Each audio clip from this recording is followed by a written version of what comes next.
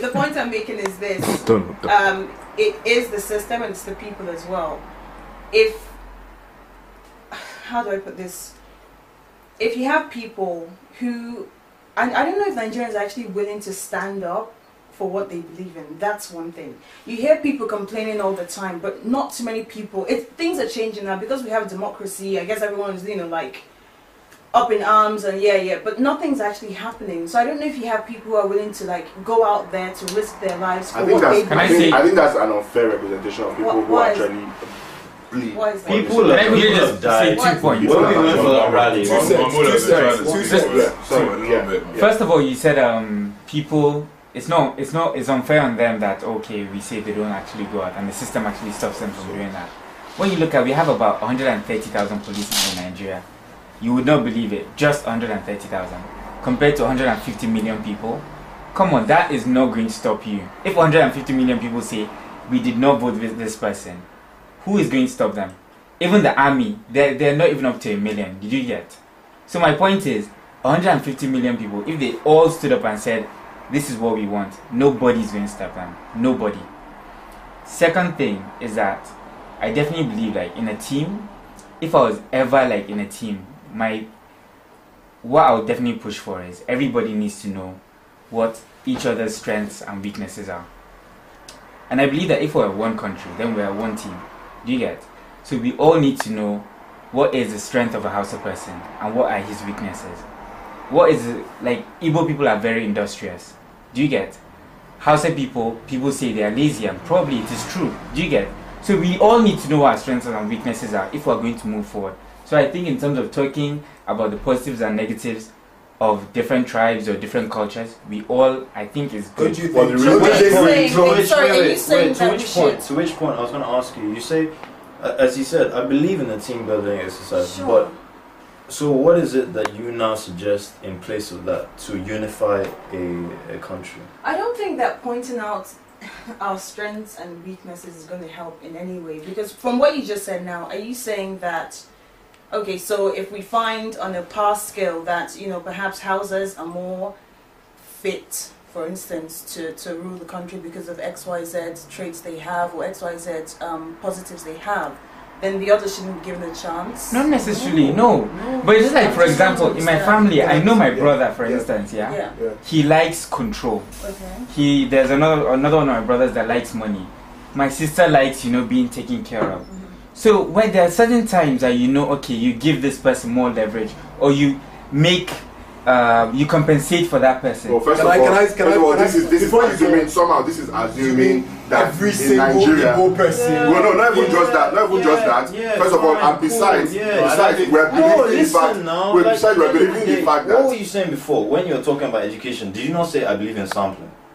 Or when you were talking about no, but that's not the point I was even going to make. Did you not say that? Somehow we should realize that we are a lot more than just 3 ethnic groups. First of all, I agree. So it's impractical to come out right now and have this conversation when we have Fulanis, we have Ibibios, we have Ethics, we have Edos, we have Domas. You cannot have a robust conversation about this nature. Did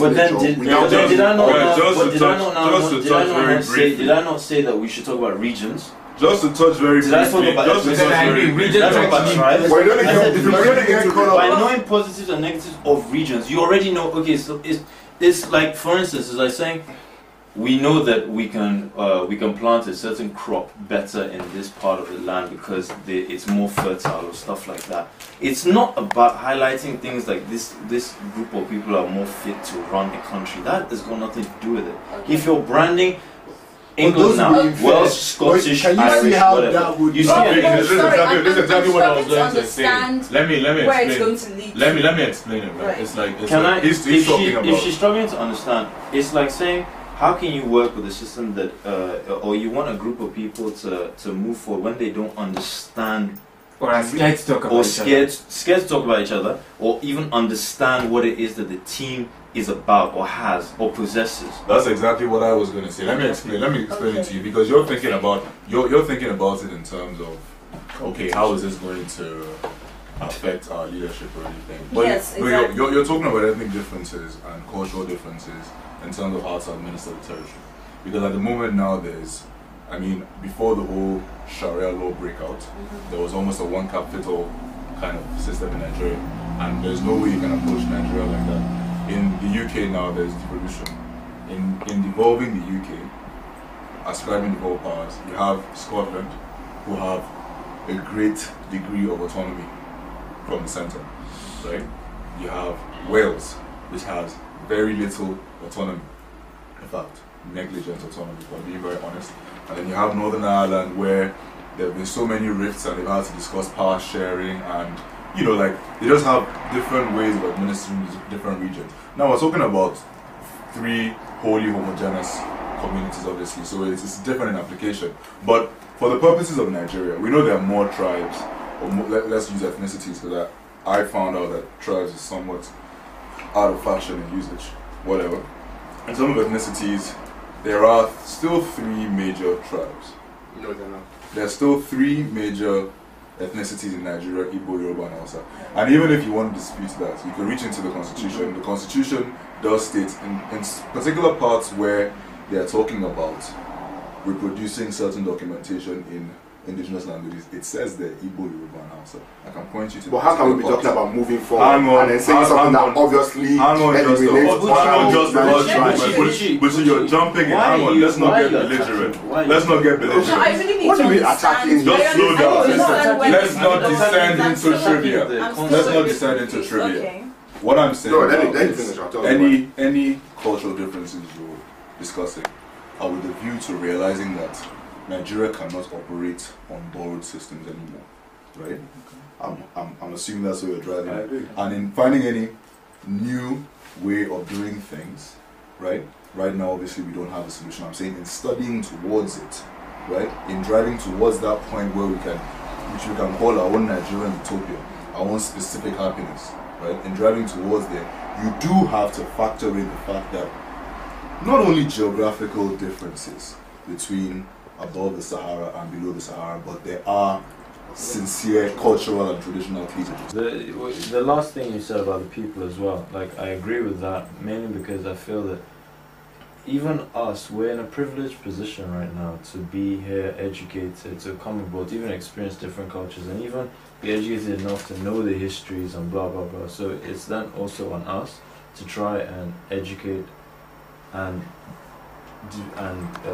shorten that divide and try and let other people have the opportunities we have. So yeah, I do agree with that.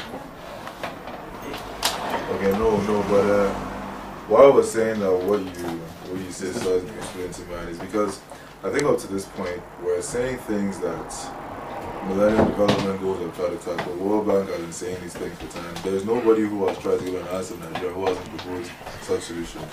What I'm now saying is that there has to be a point at which, I mean, you've read Outliers by Malcolm Gladwell, and you've read Tipping Point, and all these sort of things. There has to be a point at which things change, right? And I think, I'm not thinking it in terms of, I refuse to feel useless as a Nigerian. Like, there's nothing I can do that can get us to the point where we need to get.